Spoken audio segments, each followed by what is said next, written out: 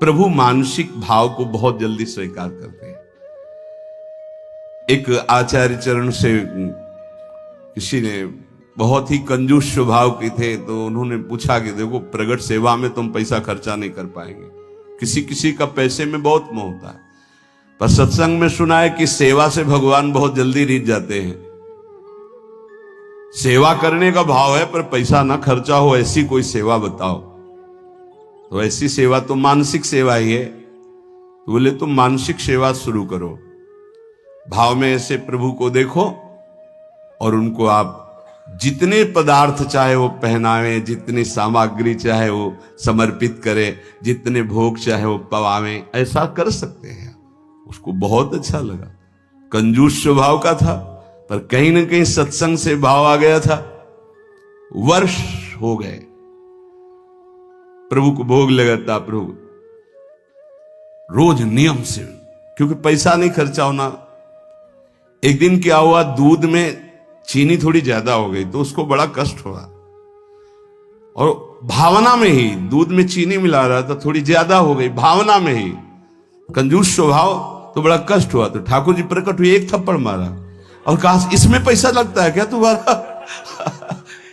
मानसिक सेवा का फल ये हुआ कि प्रगट में ठाकुर जी का वो गोपाल जी की सेवा कर, जैसी भावना की जाती वैसे हमारे गोपाल जी यार भाव रखते हैं, फिर दोस्त भाव रखते हैं। उनका सारे इसमें तेरी चीनी में पैसा लगा क्या, क्यों तू जलने लगा कि ज्यादा चीनी हो गई? एक भगवत साक्षात्कार हो गया, प्रभु ने स्पर्श कर लिया मानसिक सेवा से। मानसिक सेवा का बड़ा प्रभाव, प्रगट में भी उसका प्रभाव झलक जाता है। पूज्यपाद श्री रघुनाथ दास गोस्वामी राधा कुंड में, जिनकी समाधि विराजमान है, राधा कुंड में विराजमान थे। स्वास्थ्य गड़बड़ हुआ तो श्री वल्लभाचार्य जी के निज वैद्य गए। समस्त ब्रजवासी जन थे, बाबा सैया पे पड़े हुए थे, बड़ा कष्ट था शरीर में। बड़े बड़े महापुरुषों को कष्ट शारीरिक देखे गए। वो क्या लीला है ठाकुर जी जाने। वो अपने भक्तों का कष्ट लेते हैं या प्रारब्ध भोग होता है या भगवान का विधान होता है, इसका निर्णय भगवान जाने। निर्णय नहीं किया जा सकता, क्योंकि अगर प्रारब्ध की तरफ देखें तो जब भगवान को समर्पित हो गए तो संचित प्रारब्ध और क्रियमाण इतने बलवान नहीं होते कि भगवान के भक्त को पीड़ा पहुंचा सके। ये भी सिद्धांत समझ में नहीं आता। भगवान अपने भक्त को कष्ट देते हैं, ये भी सिद्धांत समझ में नहीं आता, क्योंकि इतने वात्सल्य समुद्र हैं, वो जन को सुख देते हैं, कष्ट क्यों देंगे? अब वो भक्तों का अपने कष्ट ले लेते हैं, ये थोड़ा समझ में आता है कि जो सिद्ध महापुरुष होते हैं वो अपने निज जनों को स्वस्थ और सुखपूर्वक भजन में लगे रहे, इसलिए वो ऐसा। क्योंकि हमें यह समझ में नहीं आता कि इनका कोई प्रारब्ध होगा, क्योंकि वो प्रारब्ध भस्म करने की सामर्थ्य वाले महापुरुषों के शरीरों को कोई प्रारब्ध दंड दे सके, ऐसा समझ में नहीं आता। भगवान को जो समर्पित हो गया, पीछे एक बार सत्संग में ध्यान कीजिए, सुनाया गया था कि नाम जापक में इतनी अपार सामर्थ्य है, वो प्रारब्ध को भस्म कर देता है। प्रारब्ध स्वतः ही नष्ट हो जाता है। कोई बहुत प्रबल प्रारब्ध हुआ तो वो भी उनकी अनुमति से उनके पास आता है। वो स्वीकार करना चाहे तो आएगा, अन्यथा वो भी भस्म हो जाएगा। बड़े बड़े महापुरुषों के जीवन में कष्ट, थोड़ा भेद खुलता है भाई जी के पावन चरित्र को पढ़ के, कि जब भाई जी को बहुत पीड़ा गुदाद्वार में और बार बार ऑपरेशन, फिर भी ठीक नहीं और भर्ती, तो बाबा को बड़ी पीड़ा हुई कि ऐसा क्या प्रारब्ध भाई जी का।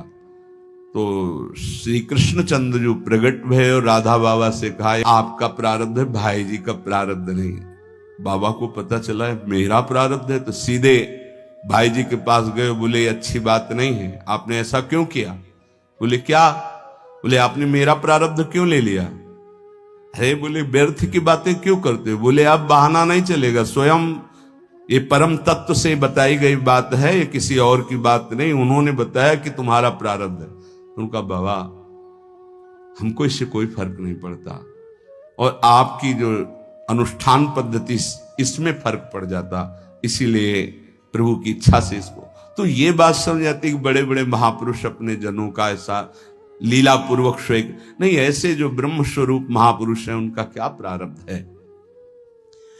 आकर नाड़ी पकड़ी, मानसिक सेवा की आपको बात बता रहे, पूज्य श्री रघुनाथ दास गोस्वामी जी की नाड़ी पकड़ी, आपने कढ़ी चावल ये प्रसाद ज्यादा पा लिया, किसी में आता है खीर ज्यादा पा लिया। ब्रजवासियों ने कहा है वैद्य जी संभाल के बोलिए, जब से बाबा ब्रज में आए नियम है और हमारी वाणी जी में लिखा है, ब्रज का तक्र और लोन, नमक और मठा के सिवा कुछ जीवन में नहीं पिया बाबा श्री रघुनाथ दास गोस्वामी जी। ऐसे महापुरुष ब्रज का तक्रलोन ब्रज को लियो परस्यो नहीं कछुआन, तक्रलोन ब्रज को लियो परस्यो नहीं कछुआन, नमक और मठा के सिवा कुछ नहीं।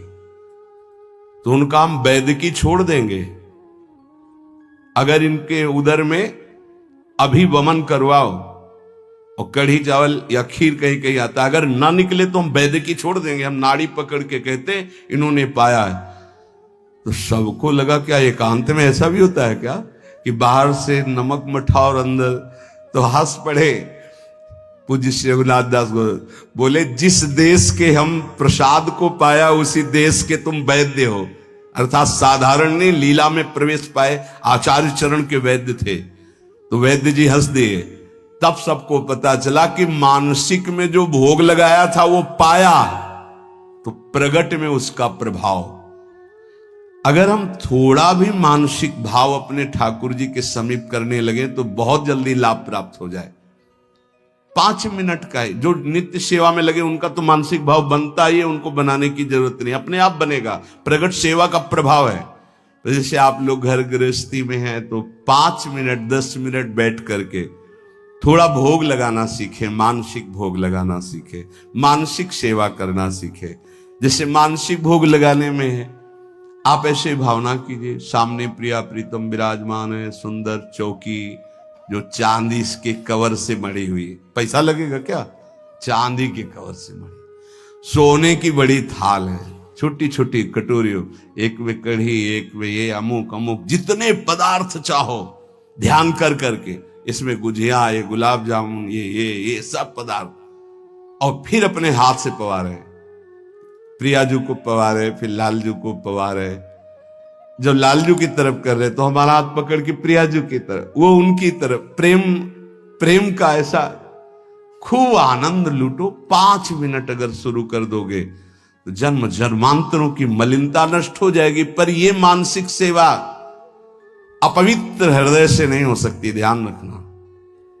तुमको सूक्ष्म बात बता रहे हैं, अगर आप अपवित्र हृदय वाले हो तो तत्काल आपके मानसिक में ही मन गंदी बातें फेंक देगा, इष्ट के प्रति फेंक देगा।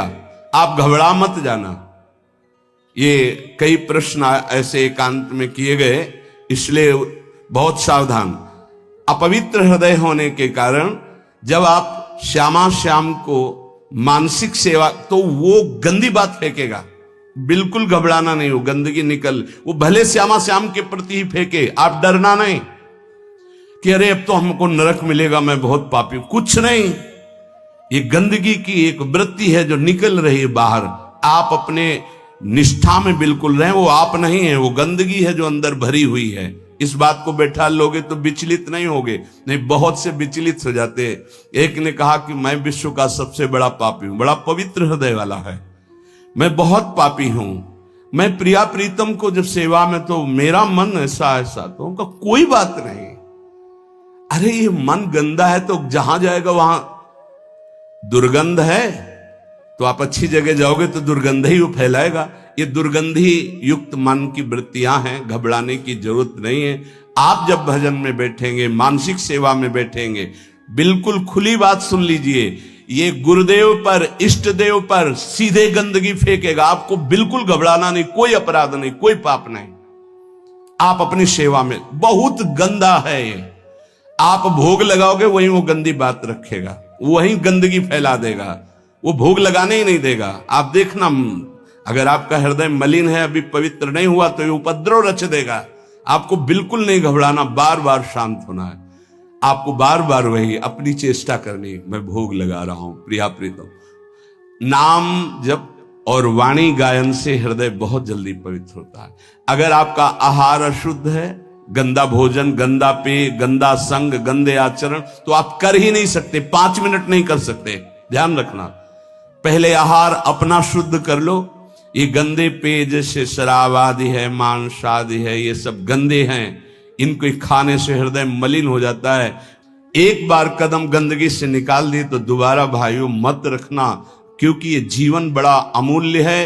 हृदय गंदा हुआ तो एक बार चढ़कर परमार्थ की तरफ से उतरने पर दोबारा चढ़ने का रास्ता ये माया नहीं देती। बहुत सावधान। 5 मिनट में तुम्हें जो प्राप्त होगा 24 घंटे साधन करने पर नहीं प्राप्त होगा। ध्यान रखना, इतना प्रभाव है मानसिक सेवा का। इसलिए कभी हम मानसिक सेवा का आदेश नहीं करते कि घबरा जाओगे, मन गंदगी फेंकेगा। आप प्रगट सेवा में लगे तो मानसिक सेवा में प्रवेश हो। पर हम फिर लगने लगा कि साहस बनाना चाहिए। 5 मिनट आप ऐसा करें, जैसे अपने लोग जब एकांत शांत समय होता है तो शांत बैठ गए और सेवा प्रारंभ हो गई। ऐसी सेवा प्रारंभ हो। क्या जाता है, सुंदर कुंज सजाया, सुंदर फूलों के गुच्छे टांग दिए, सुंदर सैया सजाई, देख रहे हैं निकुंज से गलवैया दिए, पिया प्रीतम आए और हमारी तब मुस्कुरा करके देखे, सेवा स्वीकार की, उस पर बैठ गए। अब जो मन आवे सो करो, मन आवे नाचो, मन आवे गावे, मन आवे भोग लगाओ, मन आवे उनकी लीला सुना रहे, उनका श्रृंगार कर रहे हैं, उनके आगे नृत्य कर रहे हैं, गा रहे। देखना, अगर रोना ना आ जाए तो कहना, आनंद की उमगन आ जाएगी। 1 पैसा नहीं लगता इसमें। और प्रगट सेवा का सही माने में फल आएगा तो मानसिक सेवा सिद्ध हो जाएगी। फिर आपको ऐसा नहीं लगेगा मैं भावना कर रहा हूं, साक्षात दिखाई देंगे प्रिया प्रीतम आ रहे। प्रियाजू की कृपा प्राप्ति उसी को होती है जिसको रसिक संग मिलता है। कहो कृपा उपजय के भांति रसिकन संग फिरो दिन। वृंदावन की स्पष्ट कृपा का फल है किसी भगवत प्रेमी, प्रिया प्रीतम के प्रेमी महात्मा का संग मिल जाना। उस संग का फल है नितिक धर्मिन संग तो रंग बढ़त नित नित सरस, नित नित प्रेम अभंग। यह जो कृपा हरिवंश की, निश्चित उसके हृदय में प्रेम जागृत हो जाएगा जो प्रियालाल के प्रेमी का संग करेगा। क्योंकि प्रेमी जनों के संग से प्रिया प्रीतम के चिंतन की बात अधिक आती है।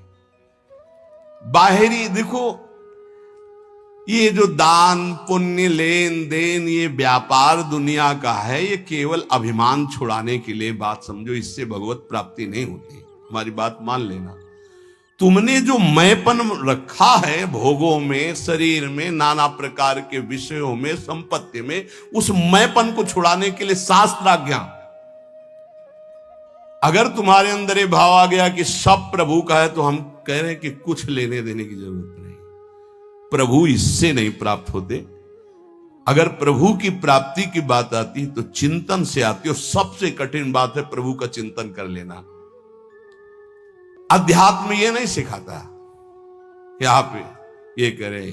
अध्यात्म सिखाता है कि आप ऐसे चिंतन करें, आप देह भाव छोड़ें, आप नाना प्रकार के विकारों का त्याग करें, अन्य चिंतनों का त्याग करें। अध्यात्म का स्वरूप यह है जिससे भगवत प्राप्ति होती है। और ये ना सुनना चाहता कोई, ना चलना चाहता है।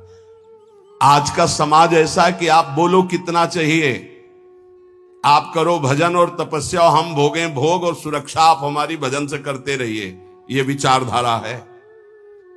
कैसे भगवत प्राप्ति होगी, कैसे निर्विकार होंगे, ये तो कोई लाखों में 1-2 ऐसे हैं जो इस बात को समझे।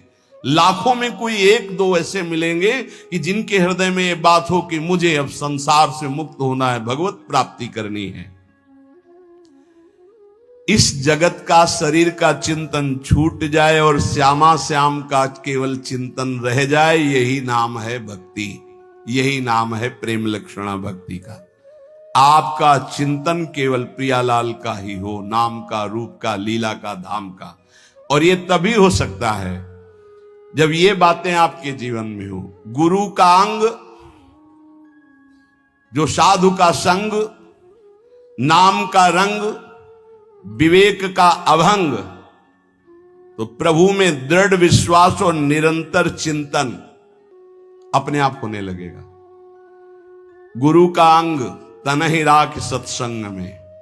हर समय तुम्हें गुरु के सानिध्य में रहना होगा, चाहे आप 1000 किलोमीटर यहां से दूर हो। आपकी दिनचर्या और आपके दिमाग में बसा रहना चाहिए कि मेरे गुरुदेव की क्या आज्ञा है, उसके विपरीत कोई आचरण नहीं तो गुरु का अंग आप स्वीकार किए हैं।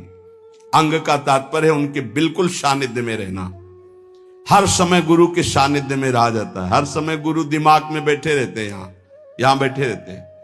थोड़ी सी भी कोई चूक होनी होती है तो उनकी भ्रकुटी दिखाई देती टेढ़ी। गुरुदेव ने मना किया, ये कार्य नहीं करना। कहीं भी रहो, हजारों किलोमीटर दूर रहो, आप गुरु के पास ही मान। और नजदीक रह रहे हो, गुरु की आज्ञा का पालन नहीं करे हो, नजदीक नहीं माना। गुरु का अंग और साधु का संग, सत्संग। हमारी वृत्ति भी सत हो, हमारे आचरण भी सत हो, हमारा चिंतन सत हो तो सत्संग हो रहा है। यहां बैठे इसके बाद गंदे विचार गंदे आचरण तो आप सत्संग नहीं करें। खलऊ करें भरी पाई सुसंगु और मिटई न मलिन स्वभाव भंगु, वो सत्संगी नहीं कहा जाएगा। नहीं, लोग कहते हैं हम 20 वर्ष से सत्संग कर रहे हैं, ना स्वभाव बदला न जीवन बदला। उसका कारण है कि आप सत्संग नहीं करते। सत्चर्चा में बैठ गए पर सत्संग नहीं करते। सत्संग स्वयं से होता है। हमारी एक एक वृत्ति सत, हमारे आचरण सत, हमारा विचार सत, तो सत्संग। गुरु का अंग और सत्संग और नाम का रंग। निरंतर नाम चलना चाहिए, ये अभ्यास करो।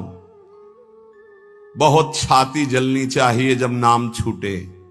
नाम छूटा कोई जलन नहीं, भोग छूटे संसार का राग छूटे ये जलन का विषय हो जाता है। ए सावधान, नाम का रंग, एक क्षण के लिए भी नाम न छूटे। और विवेक अभंग, हर समय ये विवेक जागृत रहना चाहिए कि ये तुम्हारा शरीर नहीं है, ये छूटेगा। ये मकान छूटेगा, दुकान छूटेगी, बैंक बैलेंस छूटेगा, व्यवहार छूटेगा, पद छूटेगा, तुम्हारे साथ इनमें से एक भी नहीं जाएगा। विवेक जागृत रहना चाहिए। भगवान नाम जाएगा, सत्य विचार, सत्य विवेक, सत्संग, ये आपको भगवत प्राप्ति कराएगा। अनेक जन्मों के जब पुण्य एकत्रित होते हैं तब साधारण भक्ति शुरू होती है। घर गृहस्थी में जैसे साधारण कुछ 40 आप पढ़ ले, कुछ पूजा, ये अनेक जन्मों के जब पुण्य एकत्रित होते हैं, कई जन्मों की जब ऐसी भक्ति होती है तब श्री कृष्ण की तरफ आकर्षण होता है। जन्म जन्मांतर सहस्त्राणाम कृष्णे भक्ति प्रजायते। साधारण भक्ति कई जन्मों से होती चली आई, तब जाके कृष्ण भक्ति मिलती है। और कृष्ण भक्ति से जब श्री कृष्ण प्रसन्न होते तब राधा नाम और राधा चरणारविंद की भक्ति मिलती है। ये परम विश्राम स्थल है। पर इस भक्ति में विषयाशक्ति बहुत बाधक है, क्योंकि ये सीधे प्रेम भक्ति है वृंदावन की।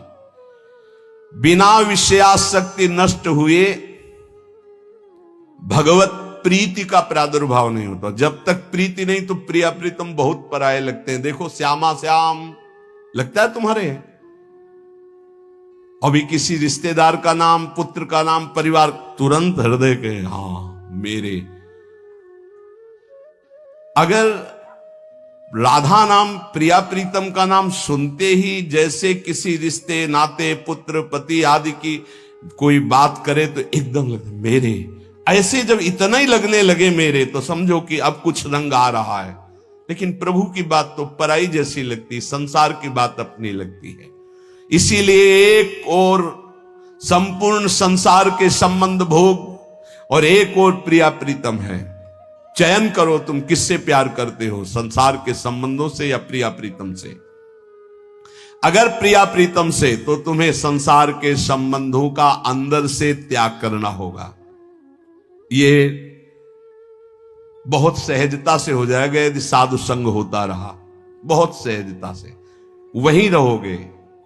भेष परिवर्तन की जरूरत नहीं है, स्थान परिवर्तन की जरूरत नहीं है, उद्देश्य परिवर्तन की। जहां उद्देश्य हुआ श्यामा श्याम की प्राप्ति को, वहीं आपके अंदर समस्त संबंध जो मायाकृत हैं आप देखोगे ढीले हो गए, वो कटने लगे। साधक को इस युद्ध में अकेले संपूर्ण संसार से युद्ध करना है। ये बड़ा सूक्ष्म विषय है, बार बार इसीलिए कहते हैं। हर व्यक्ति हमारे चिंतन को खींचता है, खास बात है, चाहे वो द्वेष से या हो चाहे या राग से हो, वो खींचता है हमारे चिंतन को। हमारा चिंतन अखंड प्रभु की तरफ हो, इसलिए सारे संसार के संबंध से युद्ध करना है। ये कला सीखनी होगी कि मिलना है, बात करना है, लेकिन हमारा संबंध किसी से नहीं। भगवत भाव से मिलना है, खूब प्रीति भाव से मिलना है, लेकिन अंदर उनके राधा वल्लभ लाल देखोगे तो बच जाओगे। चिंतन तुम्हारा कोई नहीं चुरा पाएगा। आरंभ में साधक को बहुत दुखद महसूस होता है सांसारिक संबंधों का त्याग करना, परंतु बाद में वो नाच पड़ता है कि भगवान ने मुझे मोह जाल से छुटा दिया। ये मोह केवल बातें करने से नहीं जाएगा। आजकल बातें करने वाले लोग बहुत मिल रहे हैं। पूज्यपाद बाबा कह रहे हैं, जिसको देखो ज्ञान की बातें कर रहा है, लेकिन मोह का त्याग करके ज्ञान में स्थित होना या भक्ति में स्थित होना केवल भजन से होगा, केवल भजन से। जितना भजन करोगे उतना ही बात बनेगी। बारी मथे घृत होए बरु सिकता ते बरु तेल, बिनु हरि भजन न भवतरी या सिद्धांत पेल। भजन का जिसके जीवन में 4 बातें हैं, उसका पूरा भजन होगा, सही भजन होगा। पहला, भगवान के नाम का निरंतर जप करने का अभ्यास। दूसरा, भगवान के प्रेमी जनों के चरित्रों का चिंतन करना। बहुत जल्दी भक्ति पुष्ट होती है भक्तों से। हरि को निज यस ते अधिक भक्तन यस पर प्यार। अगर रोज भक्त नामावली का आप पाठ करेंगे तो आपकी भक्ति बहुत पुष्ट हो जाएगी। भक्तन की नामावली जो करी है चित लाए, ताकि भक्ति बढ़े घनी और हरि होए सहाय। और सबसे बड़े विघ्न विनाशक भक्तों के नाम कीर्तन है। कई बार कहा है, यदि आप अपने घर से कहीं यात्रा करें तो पहले 5 भक्तों का तो स्मरण कर ही लें, कभी विघ्न नहीं पड़ेगा। लिख लो कागज में, कभी विघ्न नहीं पड़ेगा। भक्ति भक्त भगवंत गुरु चतुर नाम बपु एक, इनके पद बंधन के नासत विघ्न अनेक। पहले धैर्य रखो। जब आप वाहन पे बैठने जा रहे हो घर से बाहर, तो पहले 5 भक्तों, किसी 5 भक्त का स्मरण कर लो, कुछ याद कर लो भक्तों के नाम। ये जीवन की बहुत अमूल्य धन है। 5 भक्त, प्रहलाद नारद पराशर पुंडरीक व्यास अम्बरीश सुख सौनक भीष्म दाल ध्यान रुक्मांगद अर्जुन वशिष्ठ विभीषण आदि। ऐसे तुम्हें याद नहीं है तो ऐसे नागरीदास जी की जय, हरिवंश महाप्रभु की जय, स्वामी हरिदास जी की जय, बिहारिन देव जी की जय, सेवक जी महाराज की जय, ध्रुवदास जी की जय, वृंदावन दास जी की। जो भक्त याद आवे 5 भक्तों का याद। भक्त नामावली जो रोज पाठ करता है, उसके हृदय में घनीभूत भक्ति, ठोस भक्ति, जिसमें कोई विकार ना प्रवेश कर पावे, क्या जाता है। हमें लगता है अगर ध्रुवदास जी कृत 42 लीला में जो भक्त नामावली सब महान भक्तों के नाम है 30 मिनट में हो जाएगी, जल्दी से करोगे तो। 7-8 मिनट में श्री भगवत रसिक जी द्वारा की हुई भक्त नामावली हो जाती है, अगर रफ्तार से करो। हम सो इन साधुन सो। तो हमें जीवन जब भक्ति में बनाना है तो पहला नाम जब प्रभु का, और दूसरा भक्तों के चरित्र, भक्तों के नाम। हरि को निज यस्ते अधिक भक्तन यस पर प्यार। ये बात समझ लीजिए। कुछ भक्तों की नामावली सबको रोज करनी चाहिए। अपने यहां भगवत कृपा से श्रृंगार के बाद रोज होती भक्त नामावली, सबको करना चाहिए। अगर बड़ी नामावली करनी हो तो ध्रुवदास जी का, छोटी नामावली तो भगवत रसिक जी ने 7-8 मिनट में हो जाती है। तीसरा, अपने आराध्य देव को ध्यान में रखते हुए चलना फिरना, उठना बैठना। ये जो बिहारी जी का रूप है, जो राधा वल्लभ जी का रूप है, राधा रमन जी का रूप है, ये किसी मूर्तिकार ने नहीं बनाया, स्वयं प्रभु प्रकट हुए हैं प्रिया प्रीतम से। बार बार आदेश भी आचार्य चरण कहते, राधा वल्लभ लाल को हृदय ध्यान मुख नाम। तो ये छवि विराजमान कर लो अपने मानस पटल पर। राधा वल्लभ जी को बार बार देखो और फिर वो आप मानस पटल पे विराजमान करो। तीसरा, अपने इष्ट का ध्यान करने का अभ्यास। और चौथा, जो आपने उपदेश सुने हैं वैसे चलने के बाद सच्ची मानिए, थोड़ी देर आपको बुरा लगेगा, जो मन है वो आपका बुरा महसूस करेगा संतों की बात को, पर यदि आप मान जाओगे तो प्यारे निहाल हो जाओगे। बिल्कुल आपके ही लिए केवल बात होती है, केवल आपके लिए होती है। उस समय आपको जरूरी लगता है कि हमारे मनोवृत्ति में बाधा क्यों पहुंचा रहे हैं, हम जैसा चाहें वैसा कर सकते, नहीं कर सकते। तुम जैसा चाहो वैसा कोई नहीं कर सकता, क्योंकि सब स्वतंत्र नहीं है, ईश्वर है, सबके ऊपर ईश्वर। फिर आप तो गुरु को बिके हुए हो। अगर आप भगवत चरणारविंद के शरणागत हो, आप बिके हुए हो, आपका अधिकार का है। आपको कहा जाए खड़े रहो, यही तो वहीं खड़े रहो, तब आपकी शोभा है। अरे क्यों खड़े रहे, हम चले गए, ये आपकी शोभा, ये समर्पण की शोभा नहीं। समर्पण की शोभा तो वही है कि जो आदेश किया जाए उससे। चौथी बात है, जो शास्त्र आज्ञा, गुरु आज्ञा, संत आज्ञा हुई उसके अनुसार जीवन चलावे। प्रभु से मन जोड़ना है और संसार शरीर से मन को हटाना है। वो बड़े भाग्यशाली जन हैं जो विषयों से मन को हटाकर प्रभु में जोड़ते हैं। बड़े कृपालु प्रभु हैं। देखो, ज्यादा हट करोगे कि हमें भोग चाहिए तो हरि गुरु दे देंगे, हमारी बात मानना। वो ये कहते जाएंगे कि ये जहर है, इसे मत खाओ, पर ज्यादा आप कहोगे तो हरि प्रसाद कुछ दुर्लभ नहीं, वो इसलिए दे देंगे कि एक बार देखो तुम संसार के अभी थपेड़े खाओ, फिर तुम्हें पता चलेगा। जब तुम कहोगे नहीं चाहिए तो एक सेकंड में ऊंचाई पर वो बैठाल देंगे। अगर पहले ही उनकी सलाह मान लो तो तुमको थपेड़े नहीं खाना पड़ेगा, जलना नहीं पड़ेगा, निकल जाओगे। मनुष्य जन्म का महान कर्तव्य निरंतर भगवत चिंतन करते हुए भगवत प्राप्ति कर लेना है। जो भजन मार्ग में चल रहे हैं उनको ये बात ध्यान रखनी चाहिए कि जैसे संपूर्ण नदियां समुद्र में स्वयं आकर मिलती है, ऐसे रिद्धियां, सिद्धियां, मोक्ष जो चाहोगे वो सब अनायास मिल जाएगा आपको। ऐसा न समझो कि भजन करने वालों को केवल दुख ही मिलता है। जैसी द्वारिकापुरी वैसी सुदामापुरी। भजन करने में थोड़े दिन पाप नष्ट करने के लिए जलना पड़ता है, फिर तो महान आनंद है। जैसे संपूर्ण नदियां बिना इच्छा के समुद्र के पास जा रहे हैं, ऐसे बिना इच्छा के संपूर्ण वैभव, रिद्धियां, सिद्धियां सब आ जाएंगी। आप भजन को न छोड़ें। जैसे गंगा जी में मिलकर के सब कुछ गंगा जल हो जाता है, ऐसे ही आपका सब कुछ मन, बुद्धि, देह, चित्त सब भगवत स्वरूप हो जाएगा। जिस समय भगवत चिंतन करते करते तदाकार वृत्ति हुई, शरीर भी परिवर्तित हो जाता है। देखो, दूसरा शरीरधारी कीड़ा दूसरी जाति का दूसरे शरीर का लाके भृंगी अपने घरौंदे में पैक करता है और उसको ऐसे डंक मारता है और वो उसका भयवश चिंतन करते करते उसी शरीर से भृंगी कीड़ा बन जाता है। तो तुम प्रेम से चिंतन करते करते अगर भगवदाकार हो गए तो तुम्हारा देह भी ब्रह्म स्वरूप हो जाता है। जो भगवत प्रेमी महात्मा है उनका शरीर चिदानंद में होता है, पांच भौतिक भाव खत्म हो जाता है, उनका शरीर भी ब्रह्म स्वरूप हो जाता है। ये बात श्रद्धाहीन तर्कवादियों को समझ में नहीं आएगी, ये श्रद्धावान को समझ में आएगी कि शरीर भी ब्रह्म रूप हो जाता है। अतः निरंतर नाम जप के अभ्यास बल से राग द्वेष रहित होकर के विधि निषेध रूपी भवसागर से पार हो जाओ। लोग पूछते हैं कि हमें भगवान कैसे मिलेंगे, हम पूछते हैं कि ईमानदारी से भगवान को चाहते हो तुम कि मिलना।